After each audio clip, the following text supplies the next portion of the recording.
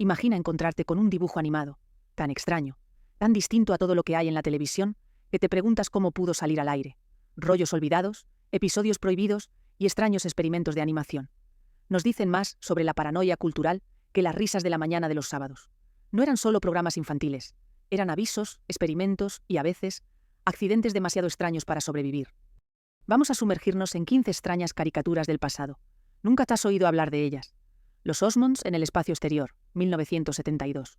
Cuando piensas en las caricaturas de la mañana del sábado, a principios de los 70, imaginas superhéroes, Scooby-Doo, misterio y carreras locas. Pero luego vinieron los Osmonds al espacio exterior, una serie tan peculiar que dejó al público confundido más que entretenido. Se creó alrededor de la banda familiar Osmond. La serie los presentó como aventureros galácticos, cantando y peleando con extraterrestres, resolviendo problemas cósmicos entre conciertos. La reputación fue mixta desde el inicio. Por un lado, Osmond creó audiencia, por el otro, críticos se rieron de la premisa absurda. La animación fue barata. Fue apresurada por Rankin Bass para aprovechar la fama de la familia antes de que su popularidad decayera. Los episodios mostraban guitarras láser, villanos espaciales y planes para robar su música y enseñar lecciones morales. Insertado entre números de pop pegajoso. Aquí está el giro. Algunos padres afirmaron que la serie no era solo tonta, sino sutilmente perturbadora. Rumores decían que ciertos villanos imitaban figuras políticas y que la pista musical ocultaba también mensajes subliminales. A, B y C entraron en pánico cuando las audiencias cayeron y lo quitaron tras una temporada. Fuentes dijeron que Osmonds odiaban mucho el programa. Donny Osmond dijo que apenas recordaba grabar las sesiones. Las cintas se extraviaron, los episodios desaparecieron, y años después, los aficionados creían que había sido enterrado. Décadas después, copias piratas resurgieron con fuerza. Los espectadores más jóvenes, ante su estética kitsch, lo que antes se ridiculizaba, hoy es una curiosidad de culto. Pero en su época, Osmonds y el espacio exterior no eran armonía cósmica. Fue un recuerdo surreal de cuán rápido puede estrellarse la fama. Clutch Cargo, 1959. A la vista, Clutch Cargo parecía una serie de aventuras.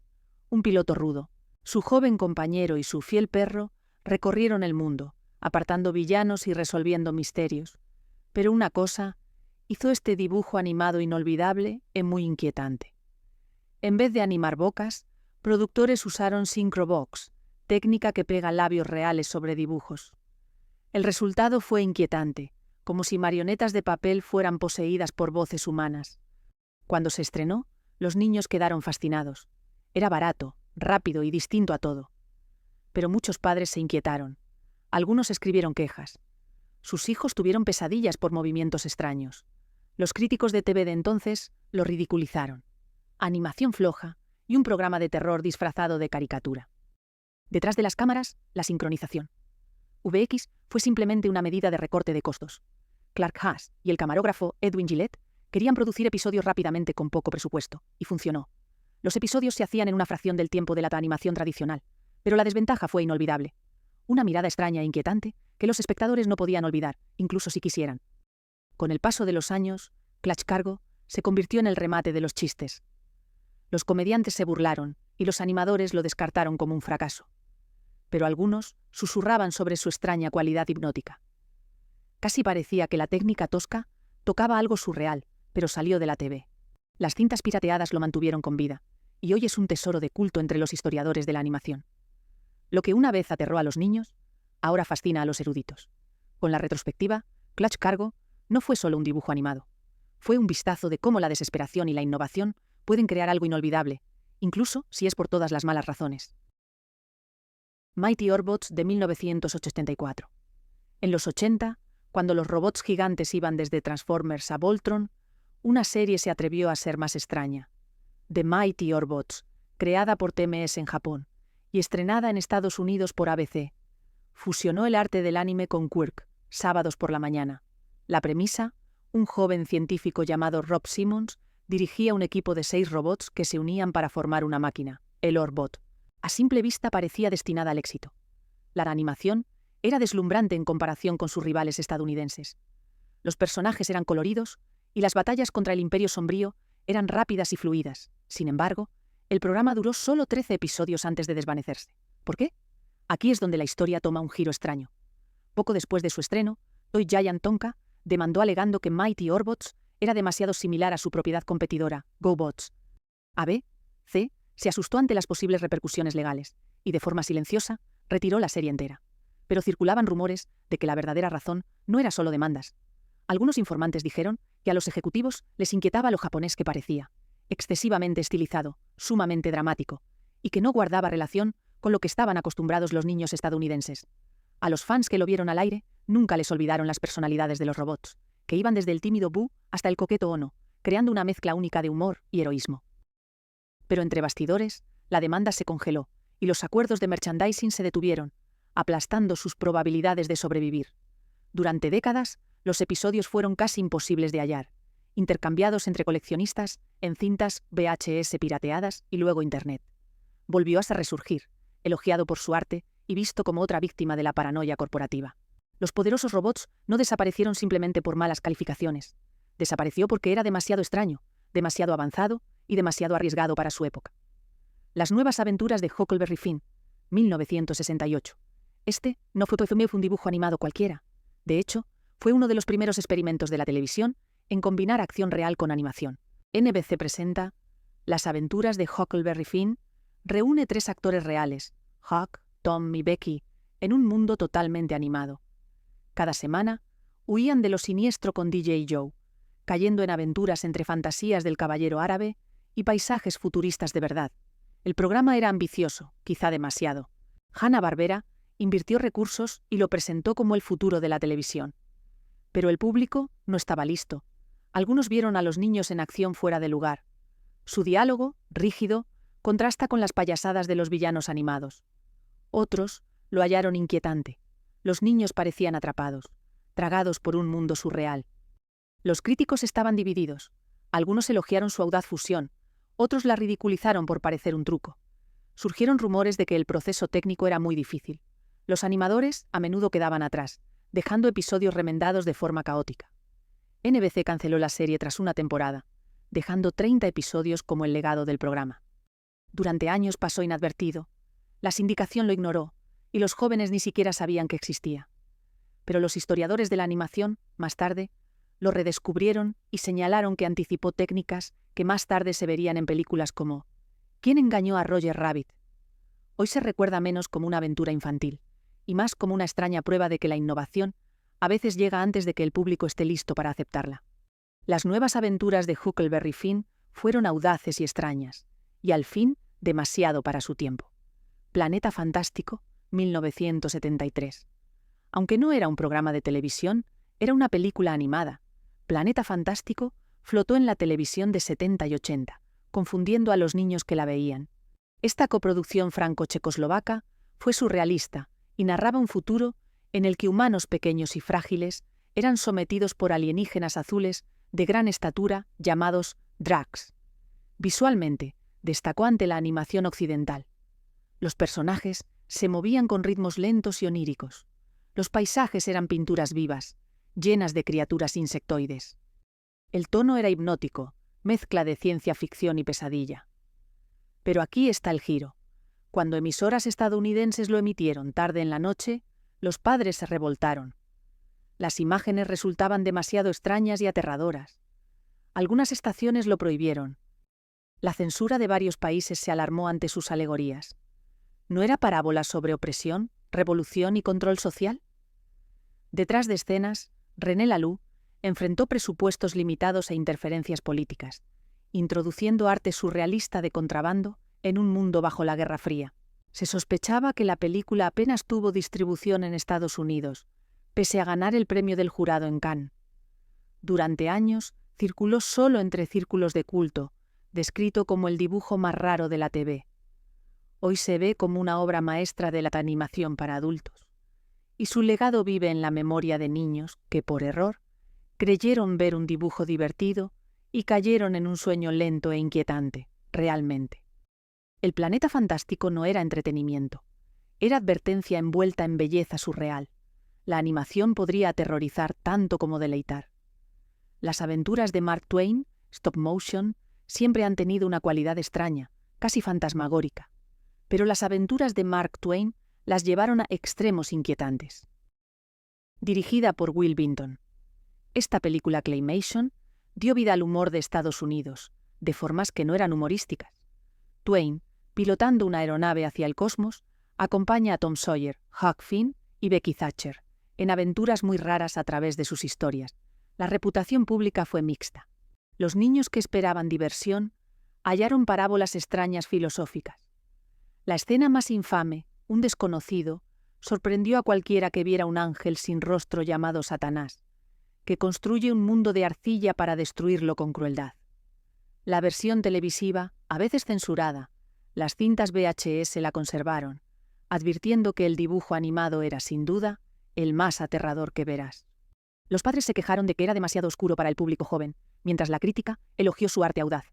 Detrás de escena, Vinton luchó con constantes problemas de presupuesto y los animadores trabajaron minuciosamente en tomas de stop motion. Eso a veces llevó semanas para apenas unos segundos de metraje.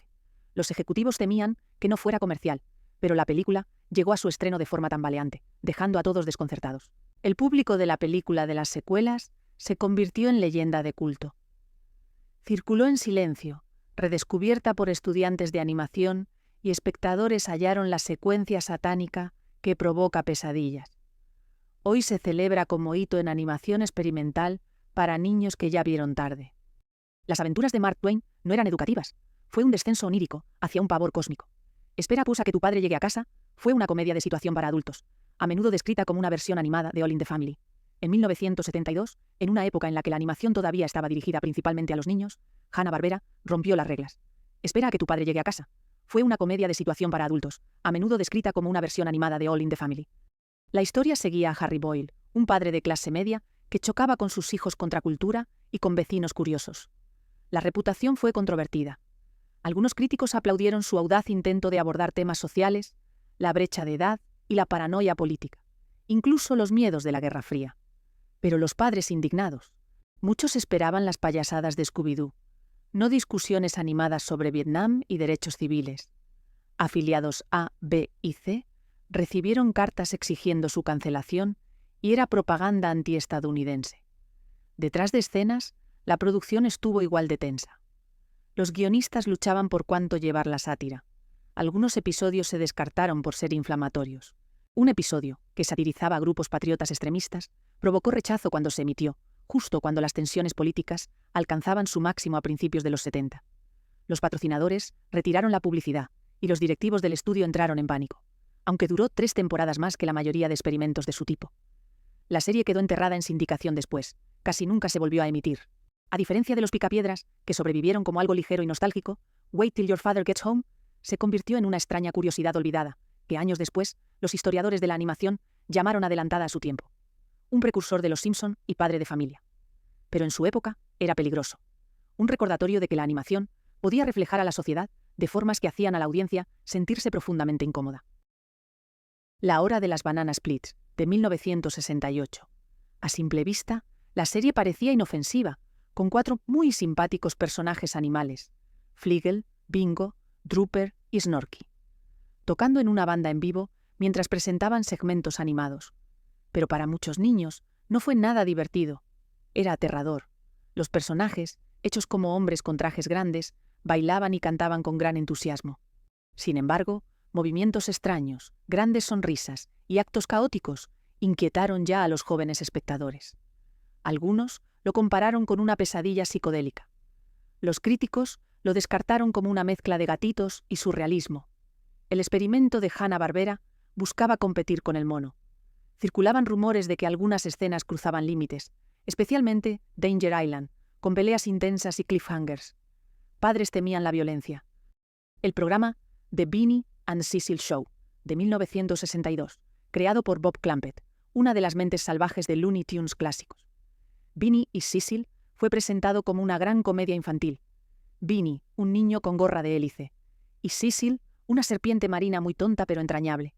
En la superficie era diversión alocada y ligera, pero debajo había sombras extrañas. La reputación fue polémica desde el inicio. Niños adoraban slapstick.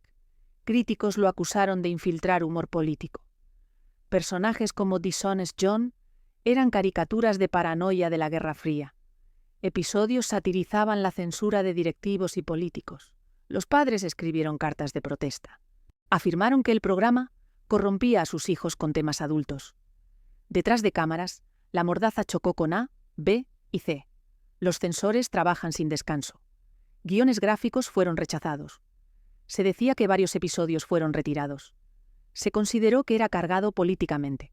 Los animadores de la televisión de principios de los años 60 admitieron más tarde que introdujeron gags visuales para ridiculizar la cadena.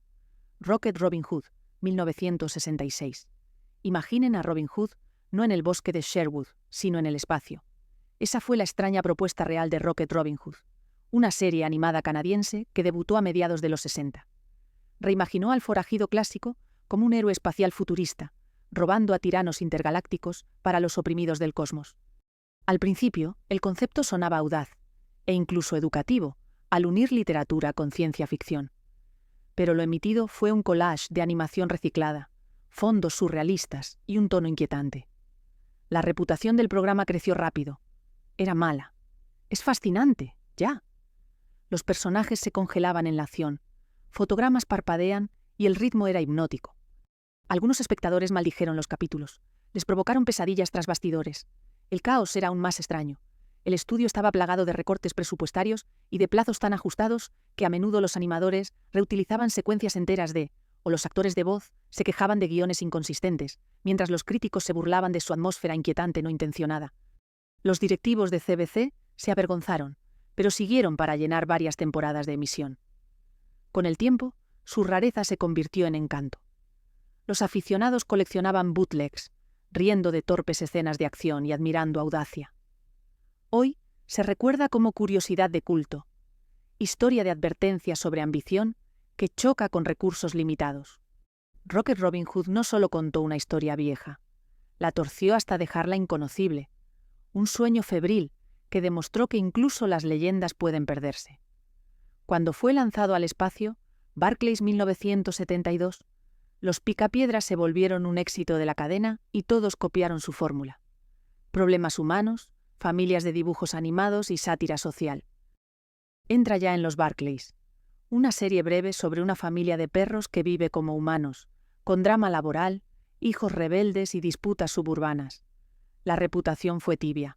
Los críticos lo descartaron como plagio descarado. Los niños se confundían ante sus morales rígidas. Cada episodio terminaba con una lección moral, a cargo del padre Arne Barclay, en tono áspero. Muchos niños se desconectaron, mientras los adultos ponían los ojos en blanco. Pero pronto siguió la controversia, con gran repercusión. Algunos grupos de padres acusaron al programa de colar comentarios sociales sobre las luchas de clase, a nivel social, y episodios que muestran disputas en el lugar de trabajo, o adolescentes rebeldes que resultaban demasiado cercanos a la realidad para los espectadores conservadores. Circulaban rumores de que los censores de la cadena exigían que las tramas enteras fueran reescritas, para así suavizar el contenido político. Entre bambalinas, fallos de producción se agravaron. El equipo de Hanna-Barbera reutilizó animación de archivo, creando secuencias torpes que parecían clones de programas. Actores de voz, entre ellos Henry Cordon, batallaron con guiones sin humor. La audiencia cayó y la serie fue cancelada tras una temporada. The Barclays nunca desaparecieron. Volvieron a aparecer en sindicación por años, desconcertando a audiencias jóvenes. Hoy se recuerda menos como caricatura y más como un extraño eco de la tele. The Barclays no eran atemporales como los Picapiedra, en absoluto. Era un recordatorio de que seguir modas suele llevar a rarezas olvidadas. Ese es el punto. 1971. A diferencia de muchos dibujos olvidados, el punto. No empezó como una rareza de un sábado. Nació realmente como un especial de TV psicodélico con un mensaje inquietante de Harry Nielsen, contó Olio, el único chico con cabeza muy redonda, en una tierra de cabezas puntiagudas, exiliado con su perro para siempre. Arrow Olio vagaba por paisajes surrealistas, llenos de criaturas extrañas y lecciones crípticas cuando se emitió por primera vez en A, B y C. Cautivó a algunos, pero inquietó a muchos. La narración, originalmente a cargo de Dustin Hoffman y luego reemplazada por Ringo Starr en las retransmisiones, añadió una cualidad onírica que hizo que los niños se sintieran incómodos. Sus temas de conformidad, alienación y exilio eran profundos para adultos, pero dejaban a los niños confundidos o asustados. Circulaban rumores de significados ocultos. ¿Era una alegoría contracultural? ¿Una crítica a la conformidad de la Guerra Fría? ¿O un experimento psicodélico que fue lejos? Algunos padres exigieron retirarla, diciendo que era extraña para niños. Detrás de escenas, Nielsen enfrentó jefes que temían que el proyecto no tuviera salida.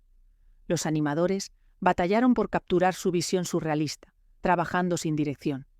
El especial se emitió una vez y luego desapareció, apareciendo en repeticiones y cintas piratas viejas. Con el tiempo obtuvo estatus de culto.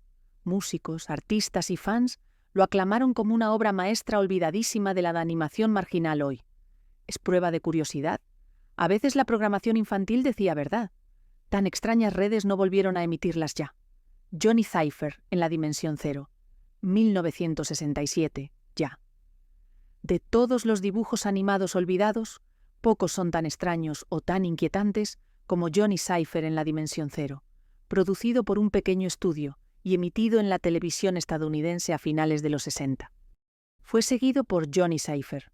Usó el cinturón Dimensión Cero para encogerse al tamaño atómico o viajar a dimensiones alienígenas.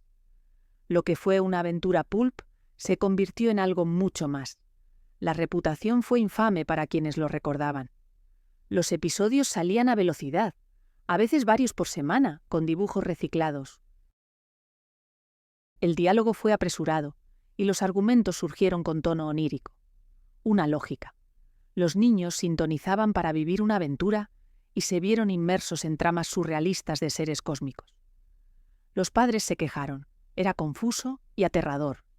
Rumores se propagaron de que los visuales extraños se parecían a alucinaciones psicodélicas, y algunas emisoras retiraron el programa. Los críticos lo ridiculizaron por ser ciencia ficción barata. Los niños susurraban asombrados. Johnny luchaba contra alienígenas o demonios de otro reino. Detrás de cámaras, la prisa por producir episodios provocó caos. Guionistas reciclaron tramas. Animadores reutilizaron fondos y actores de voz trabajaron aún sin dirección. Algunos cercanos bromean. Dimension Zero no era una ambientación, sino el presupuesto real. Sin embargo, más de 100 episodios en menos de un año la volvieron extraña. Marcó de verdad la historia de la televisión. A principios de los 70 desapareció. Ni reposiciones, ni mercancía, ni huella cultural, solo recuerdos de los que la vieron. Décadas después, episodios raros aparecieron en VHS, sorprendiendo a los espectadores. Johnny Cypher en Dimensión Cero no fue olvidado. Fue borrado, como si las cadenas quisieran ocultarlo.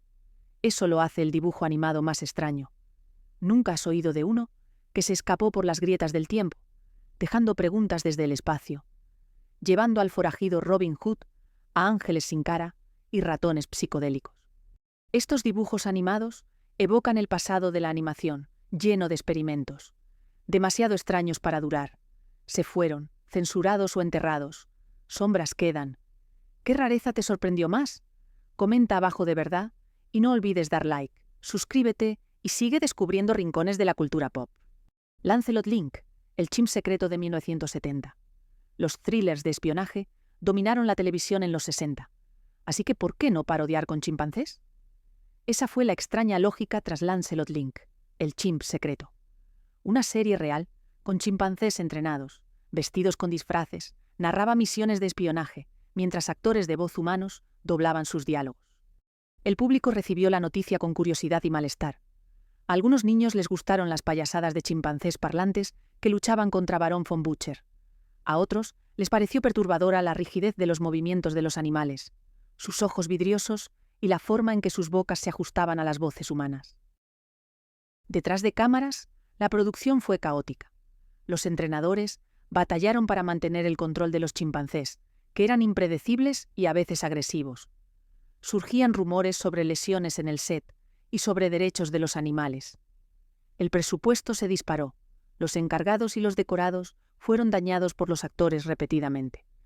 Aún, A, B, C llevaron el show 2 temporadas, creyendo que podría rivalizar con Get Smart en popularidad. En cambio, los críticos se burlaron y el público, con el tiempo, se apartó. La sindicación le dio una breve vida, pero todavía a finales de los 70 ya estaba enterrado. Hoy, Lancelot Link sobrevive como una extraña reliquia, a la vez divertida y cruel. Su legado no es la risa, Es un recordatorio de hasta dónde llegó la televisión para perseguir modas, incluso si convirtió seres vivos en incómodos títeres.